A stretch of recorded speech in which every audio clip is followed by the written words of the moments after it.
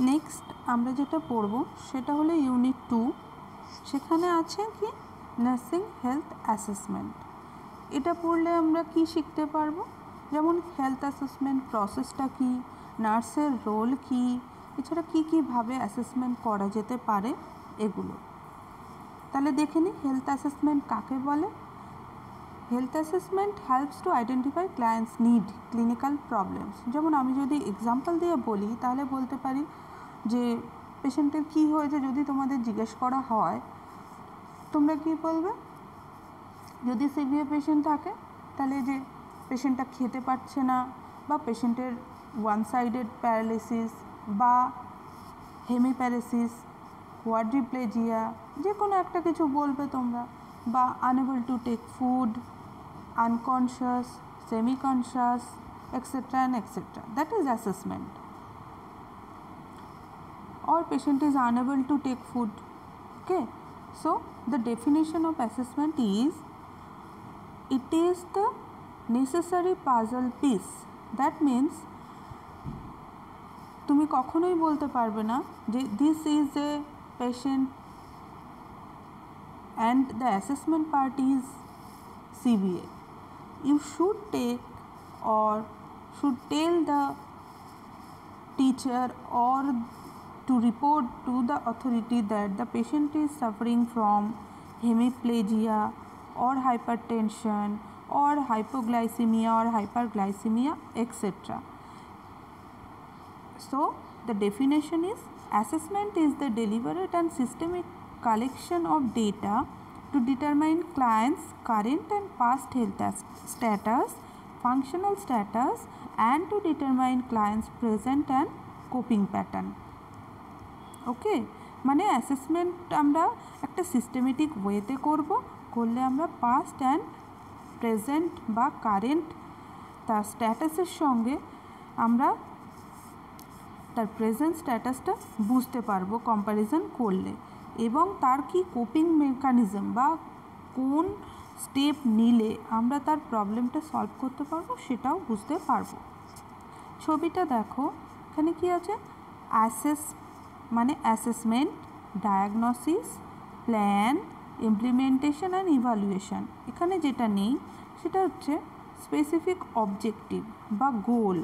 তাহলে অ্যাসেসমেন্ট করার পর আমাদের যে পয়েন্টটা হবে সেটা হলো গোল, মানে আমরা কি করতে চাইছি। আমি একটা জিনিস আইডেন্টিফাই করলাম, যেমন ধরো পেশেন্টের সুগার লেভেল অ্যাবাভ 400, তো আমার গোল বা টার্গেট কি থাকবে, সুগার লেভেল নর্মাল করা। ওকে, দ্যাট ইজ গোল বা অবজেক্টিভ। নেক্সট, তাহলে আমি অ্যাসেসমেন্ট কাদের কাদের করতে পারি, অ্যাকিউট পেশেন্ট হোক বা ক্রনিক পেশেন্ট, যে কোনো পেশেন্টের অ্যাসেসমেন্ট আমি করতে পারবো, whether she or he may be paediatric or elder or adolescent or young or geriatric, conscious, unconscious, delirious and psychiatric patient, সবাইকেই আমরা অ্যাসেসমেন্ট করতে পারবো। তাহলে অ্যাসেসমেন্ট করার পারপাসটা কি, কেন অ্যাসেস করব? এই অ্যাসেসমেন্টটা আমরা দুভাগে করতে পারি। It should be in subjective data or objective data. তোমরা ফার্স্ট ইয়ারে পড়েছো কিছুটা সাবজেক্টিভ ডেটা কাকে বলে বা অবজেক্টিভ ডেটা কাকে বলে। তাহলে আমরা কি করতে চাইছি, আইডেন্টিফাই করতে চাইছি যে তার নর্মাল লেভেল থেকে পেশেন্টের কতটা ডেভিয়েশন হয়েছে। আমি যদি অ্যাসেস করি আমি সেটা জানতে পারবো। এছাড়া পেশেন্টের স্ট্রেংথ, পেশেন্টের লিমিটেশন বা কীভাবে পেশেন্ট কোপ করতে পারবে সেটাও আমি জানতে পারবো। পেশেন্টের অ্যাকচুয়াল প্রবলেম কী সেটা বলতে পারবো বা আমরা আইডেন্টিফাই করতে পারবো। পেশেন্ট কোন কোন ক্ষেত্রে রিস্কে পড়ছে, কোন স্টেপ নিলে রিস্ক আমি প্রিভেন্ট করতে পারবো সেটা আমি আইডেন্টিফাই করতে পারবো। সর্বোপরি কী করতে পারবো, পেশেন্টের সঙ্গে আমি একটা গুড আইপিআর বিল্ড আপ করতে পারবো, তার ফলে আমার অ্যাসেসমেন্টটা আরও ইজিয়ার হবে। ছবিটা দেখো, এখানে কি আছে, টাইপস অফ অ্যাসেসমেন্ট। এখানে কি initial assessment, ongoing assessment, emergency assessment আর টাইম ল্যাপসড অ্যাসেসমেন্ট। তাহলে দেখে নিই ইনিশিয়াল অ্যাসেসমেন্ট বলতে কী বোঝায়, যেমন পেশেন্টটা অ্যাডমিশন হচ্ছে, তাহলে ইনিশিয়ালি আমি দেখে বুঝবো পেশেন্টের প্রবলেম কী, কোন সিস্টেমের সমস্যা হয়েছে, তাহলে আমি তাকে সেই স্পেসিফিক ওয়ার্ড বা ইউনিটে যাতে অ্যাডমিট করাতে পারি। That is initial assessment. whether he or she may be male or female or child, তাহলে আমি স্পেসিফিক ওয়ার্ডে তাকে শিফট করতে পারবো। Next, focus or ongoing assessment. যেমন আমরা সবাই জানি ইনটেক আউটপুট চার্ট বা আওয়ারলি আউটপুট চার্ট, এগুলো হচ্ছে অনগোয়িং অ্যাসেসমেন্ট বা ইসিজি মনিটরিং। এগুলো হচ্ছে অনগোয়িং, কন্টিনিউয়াস তোমাকে অ্যাসেস করে যেতে হবে। ইমার্জেন্সি অ্যাসেসমেন্ট, যেমন সেক্ষেত্রে আমরা দেখব প্রায়োরিটি দেব লাইফ সেভিং, কী করে আমি লাইফ সেভ করতে পারি। তার মধ্যে এক্সাম্পল কি, ABC assessment in cardiac arrest. সেক্ষেত্রে কি হচ্ছে, আমি আর কিছু না দেখে শুধু এয়ারওয়ে ব্রিদিং সার্কুলেশন দেখে তার সার্কুলেশন আর এয়ারওয়ে ক্লিয়ার রাখার চেষ্টা করব, যাতে আগে তার কার্ডিও পালমোনারি সার্কুলেশন স্টার্ট হয়ে যায়। That is emergency assessment. Time lapsed assessment, এক্ষেত্রে কি, পেশেন্ট ছুটিতে বাড়ি গেছে, জাস্ট তার ফলো আপ করা, যে ওকে আছে কি না, বা কোনো এক্সারসাইজ তাকে করতে বলা হয়েছে সেটা সে কন্টিনিউ করছে কি না, বা ইনসুলিন নিয়ে বাড়ি গেছে তাহলে সেটা সে নিতে পারছে কি না, সেটা রেগুলার বেসিসে খোঁজ নেওয়া। That is time lapsed assessment. Ongoing assessment, ongoing মানে কন্টিনিউয়াস একটা চলতে থাকছে। যেমন ধরো কন্টিনিউয়াস বলতে কি, আওয়ারলি তো হয় না, মোটামুটি যেমন পেন অ্যাসেসমেন্ট, তুমি তোমার শিফটে গিয়ে পেন দেখলে, নেক্সট ইভিনিংয়ে তুমি হ্যান্ডওভার দিলে, আবার ইভিনিংয়ে একবার করলে, এছাড়াও দেখা গেল তোমার শিফটেই দুবার আবার চেক করতে হলো, পেন কমছেই না, তাহলে দ্যাট ইজ অনগোয়িং অ্যাসেসমেন্ট। মানে প্রবলেমটা কন্টিনিউয়াস আছে, তুমি সেটাকেই বারবার করে অ্যাসেস করছো। এটা ফিভারের ক্ষেত্রেও হতে পারে, 104, 105 টেম্পারেচার, তুমি স্পঞ্জিং দিয়েছো, পাইউরেটিক্স দিয়েছো, কিন্তু ফিভার কমছে না, তুমি আবারও অ্যাসেস করলে, দ্যাট ইজ অনগোয়িং অ্যাসেসমেন্ট।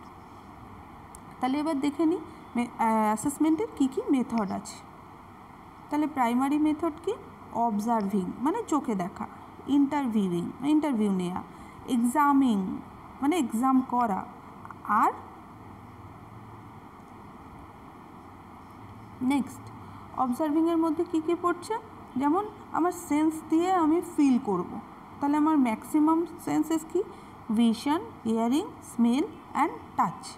এভাবে আমি কি দেখলাম, জাস্ট চোখে দেখা, ফিল করা, টাচ করা। অনেক সময় আমরা দেখি, তোমরা ওয়ার্ডে যে কটা দিন পেয়েছো সুযোগ, অনেক সময় নিশ্চয়ই কিছু না কিছু অবজার্ভ করেছো, দেখেছো, দেখে বন্ধুকে বলেছো বা কারোর সাথে শেয়ার করেছো, শুধু চোখে দেখে, দ্যাট ইজ অবজার্ভিং। বা কোনো গন্ধ পাচ্ছ, গিয়ে সিস্টারকে বলা, সিস্টার এখানে এই গন্ধ বেরোচ্ছে, দ্যাট ইজ অবজার্ভিং। ইন্টারভিউইং মানে তুমি পেশেন্টের সাথে বা তার বাড়ির লোকের কাছ থেকে ইনফরমেশন নিচ্ছ। সেটা কোন ক্ষেত্রে হতে পারে, হিস্ট্রি নেওয়ার সময়, যেটা তোমরা করেছো, ডায়েরি লিখেছো, দ্যাট ইজ হিস্ট্রি টেকিং। সেটা কি করে হতে পারে, ডাইরেক্টিভ হতে পারে, নন ডাইরেক্টিভও হতে পারে। তুমি রিপোর্ট থেকে নিতে পারো, এছাড়া কি তুমি ডিরেক্ট তাকে জিজ্ঞেস করেও ইন্টারভিউ করতে পারো। এক্সামিনিং মানে এক্সাম করা, পরীক্ষা করা। সেটা কিভাবে করা যেতে পারবে, দেখো স্টেথোস্কোপ সবার আছে, এটা বাড়িতে সবাই প্র্যাকটিস করবে। অসকালটেশন কি করে হচ্ছে, ফার্স্ট ইন্সপেকশন মানে তুমি খালি চোখে পেশেন্টের দিকে তাকালে, যে জায়গায় পেশেন্ট সমস্যা বলছে বা প্রবলেম, সেই জায়গাটাকে তুমি আগে ভালো করে চোখ দিয়ে ইন্সপেক্ট করো, দেখো স্কিন বা সেই যে স্পেসিফিক স্পেস, সেখানে কিছু র্যাশ, রেডনেস, পেন, সোয়েলিং কিছু আছে কি না। নেক্সট প্যালপেশন মানে টাচ করে তোমাকে প্যালপেট করতে হবে। তুমি দেখলে নেক্সট ছবিটা যেটা দেখতে পাচ্ছ, সাদা ছবিটা দেখো, প্যালপেট করছে, হাত দিয়ে ফিল করা। নেক্সট পারকাশন মানে ট্যাপ করা, দুটো হাত রেখে সাপোর্ট দিয়ে আরেকটা হাত দিয়ে ট্যাপ করা। আর অসকালটেশন মানে কানে শোনা। তাহলে ইন্সপেকশনের ক্ষেত্রে র্যাশ, কালার চেঞ্জ, ইডিমা যেটা আগে বললাম।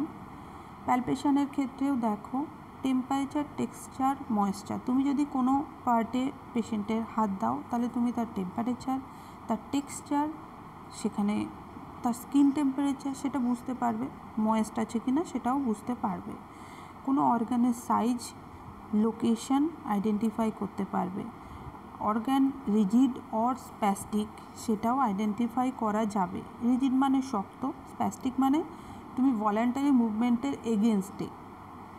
ক্রেপিটেশন অর ভাইব্রেশন মানে অনেক সময় হয় তোমরা যখন অর্থোপেডিক পড়বে, হাড় অনেক সময় আমরা ভেঙে গেলে সেখানে যদি আমি হাত দিয়ে ফিল করার চেষ্টা করি তো একটা অদ্ভুত ফিলিংস আসে, দ্যাট ইজ ক্রেপিটেশন। বা হাত দিলে অনেক সময় পেশেন্ট কাঁপে, সেটা আমরা ফিল করতে পারি, দ্যাট ইজ ভাইব্রেশন।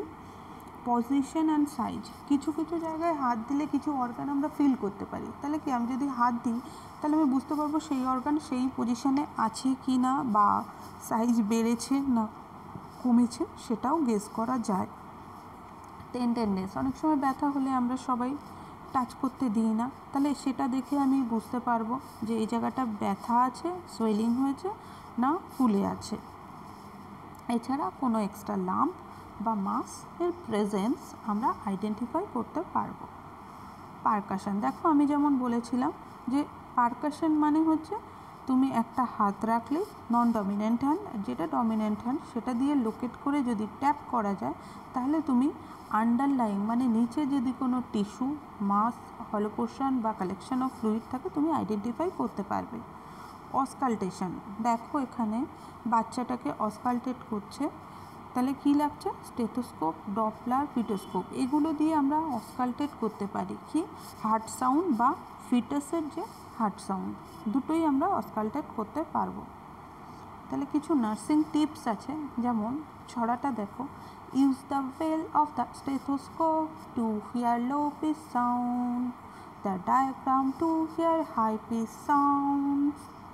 তাহলে কি আমরা বেলটা দিয়ে স্টেথোর, অনেকে দেখবে যারা কিনেছো কারো কারো হয়তো বেলটা আছে, সেটা দিয়ে আমরা লো পিচ সাউন্ডটা শুনতে পাই, আর যে ডায়াফ্রাম মানে বড় সাইডটা সেটা দিয়ে আমরা হাই পিচ সাউন্ড শুনতে পাই।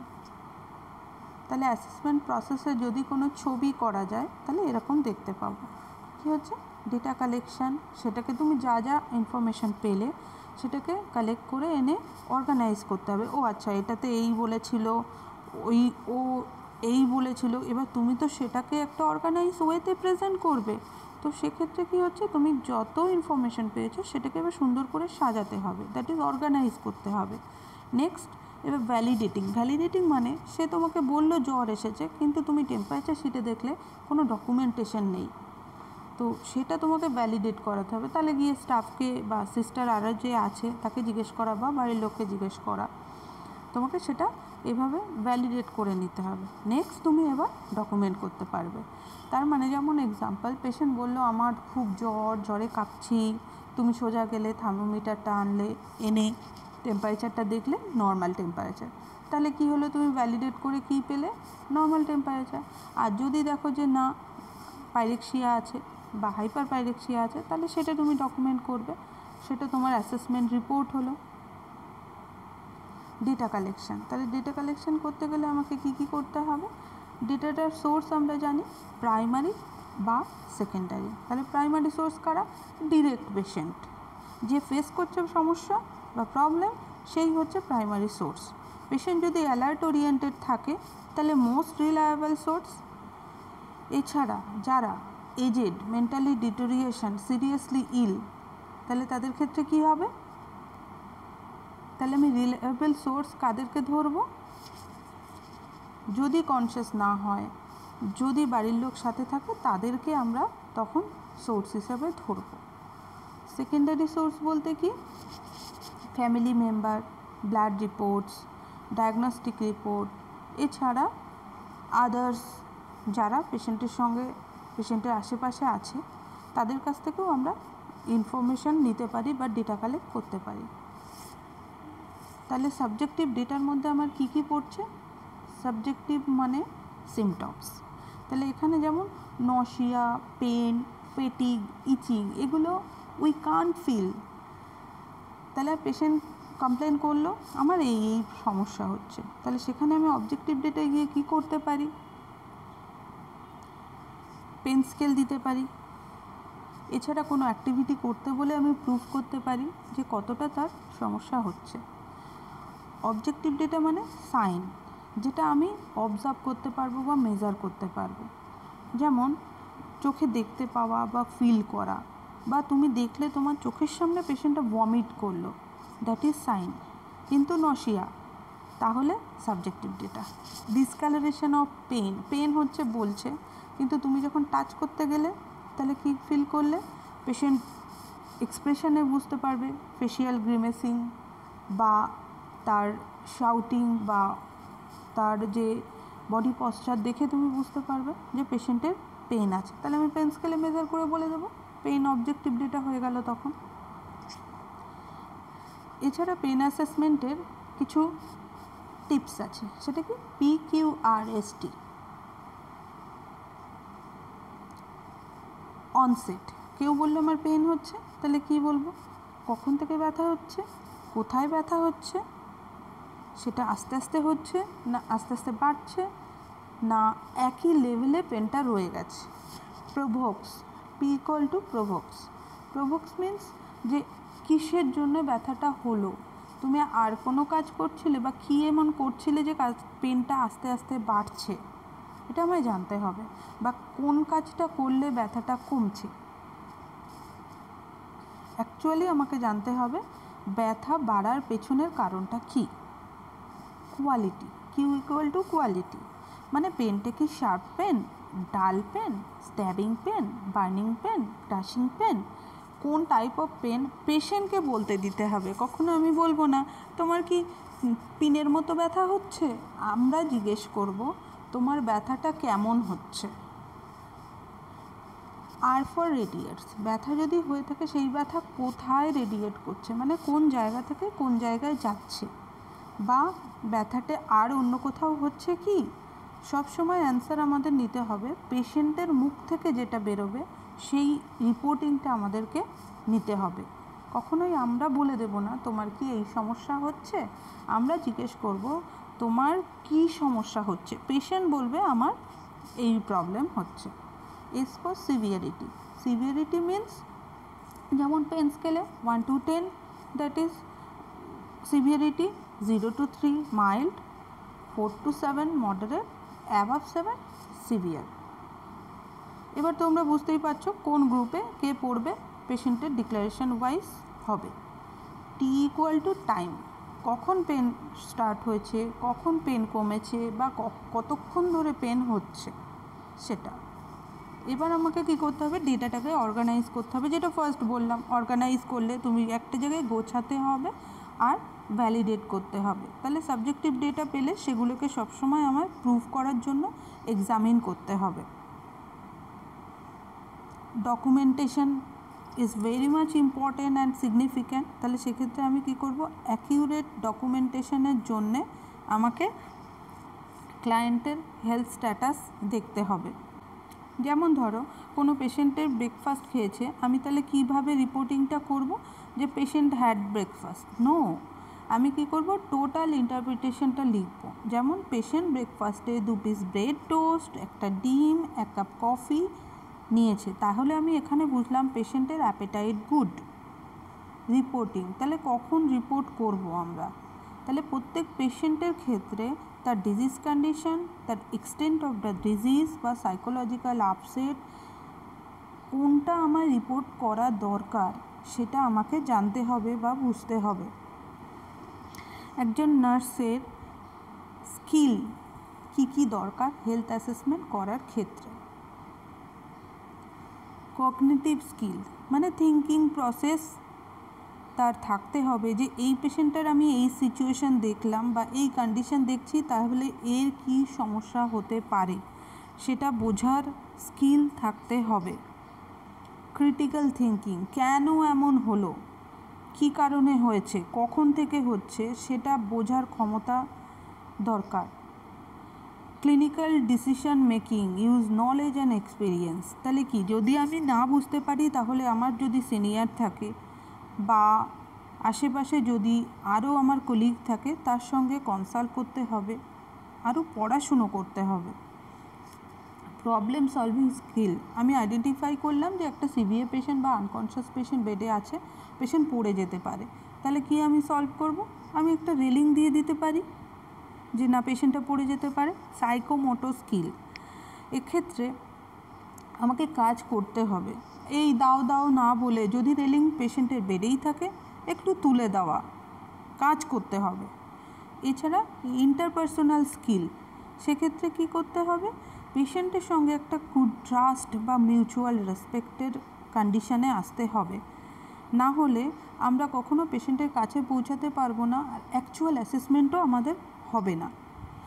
এথিক্যাল স্কিল বলতে যে আমি যে রেলিংটা দিলাম সেটা যেন ফিক্স থাকে, সেটা যেন পড়ে না যায়, বা আমি লুজ করে জাস্ট দিতে হবে বলে দিয়ে চলে এলাম, এগুলো করা যাবে না। আমি যদি রেলিং দিয়ে থাকি সেটার জন্য রেসপন্সিবিলিটি আমার থাকবে। আচ্ছা, আমরা অনেকেই জানি মেডিকেল অ্যাসেসমেন্ট, নার্সিং অ্যাসেসমেন্ট একটু ডিফারেন্ট হয়। যেমন নার্সিং অ্যাসেসমেন্টেই তোমরা দেখেছো ডায়াগনোসিসের ক্ষেত্রে ওরা হাইপোগ্লাইসিমিয়া বা হাইপারগ্লাইসিমিয়া মেডিকেল টার্ম ইউজ করা হয়। সেক্ষেত্রে আমরা কি লিখি? Altered blood glucose level. তাহলে এখানে একটা ডিফারেন্স আছে।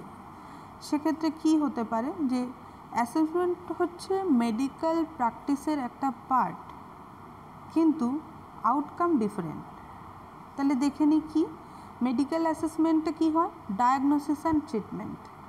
আর নার্সিং অ্যাসেসমেন্টে কী হচ্ছে? পেশেন্টের নিড বা অপটিমাম লেভেল অফ ওয়েলনেসটাকে হাইলাইট করা হয় বা রিচ করার চেষ্টা করা হয়। আমাদেরটা হচ্ছে নার্সিংয়ের ক্ষেত্রে হচ্ছে হলিস্টিক অ্যাপ্রোচ। সেখানে কি হচ্ছে? নার্সিং অ্যাসেসমেন্টের ক্ষেত্রে যে স্পেসিফিক প্রবলেমটা সলভ করার চেষ্টা করা হয়। যেমন একটা ডায়াবেটিক পেশেন্ট, তার সুগার কন্ট্রোল করার জন্য সে হসপিটালে এসেছে, তাহলে কি আমি গিয়ে দেখলাম হাইপোগ্লাইসিমিয়া, তাহলে আমি সেক্ষেত্রে তাকে ইমিডিয়েটলি 25% ডেক্সট্রোজ বা যদি কোনো কন্ট্রাইন্ডিকেশন না থাকে দিয়ে তাকে আমি সুগার লেভেল নর্মাল করতে পারি। কিন্তু যদি তার কন্ট্রাইন্ডিকেশন থাকে তাহলে আমাকে অন্য ব্যবস্থা নিতে হবে। আচ্ছা, আমরা কতদূর বলেছিলাম? নার্সিং অ্যাসেসমেন্ট হচ্ছে একটা হলিস্টিক অ্যাপ্রোচ।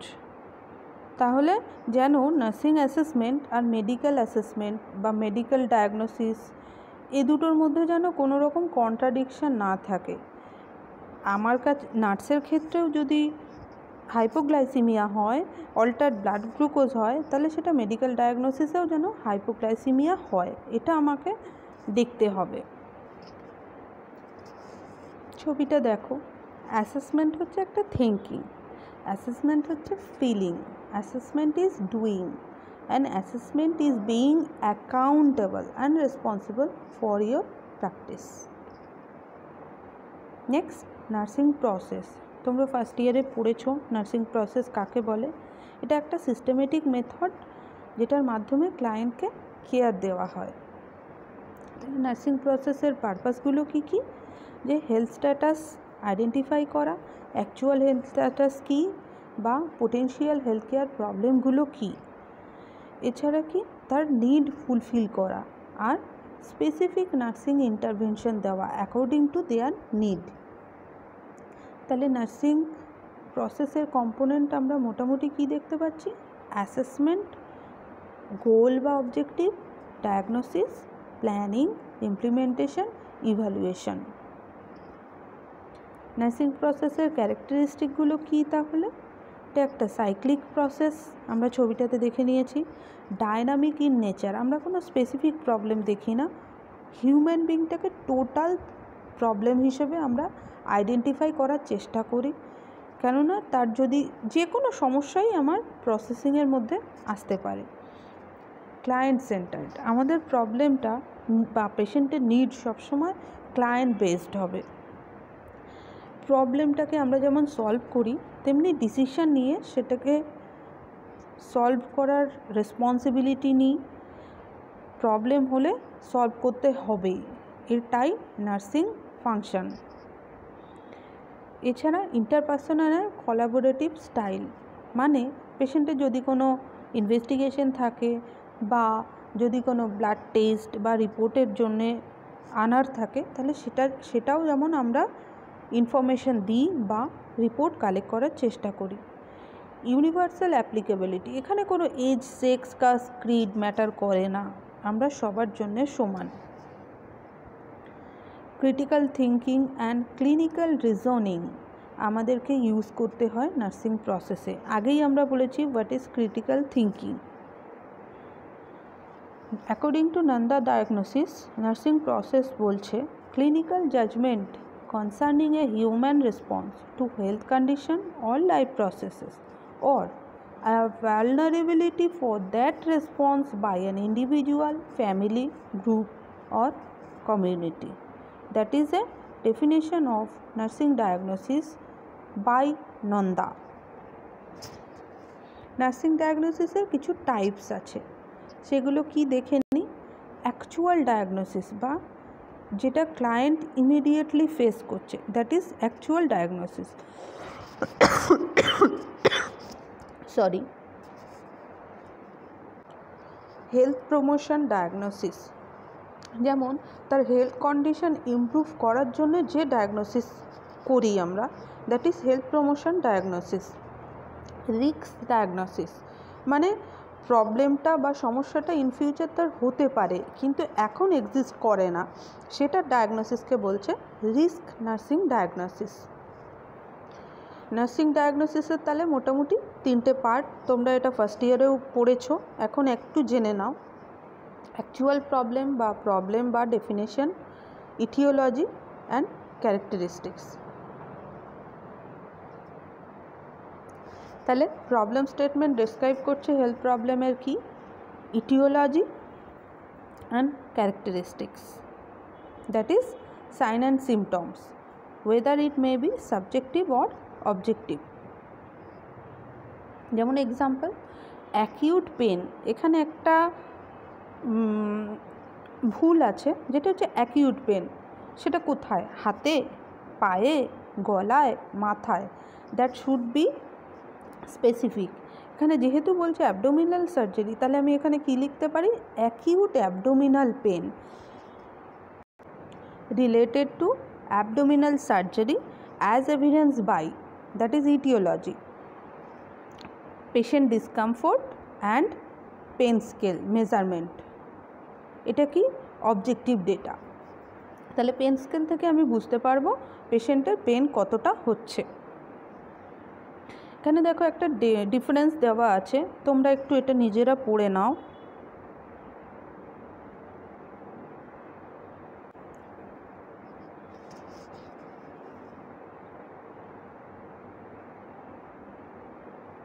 ডিফারেন্সটা আশা করি বুঝতে পেরেছো। নার্সিং পার্সোনেল কি করবে, ইনএফেক্টিভ ব্রিদিং প্যাটার্ন, সেখানে মেডিকেল ডায়াগনোসিস বলছে অ্যাজমা।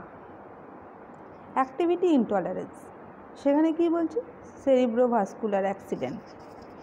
এরকমভাবে ডিস্টার্ব বডি ইমেজ, সেখানে মেডিকেল ডায়াগনোসিস বলছে অ্যাম্পুটেশন। তাহলে আমাদেরকে লাইফকে কেয়ার করতে হবে। ওকে, থ্যাংক ইউ।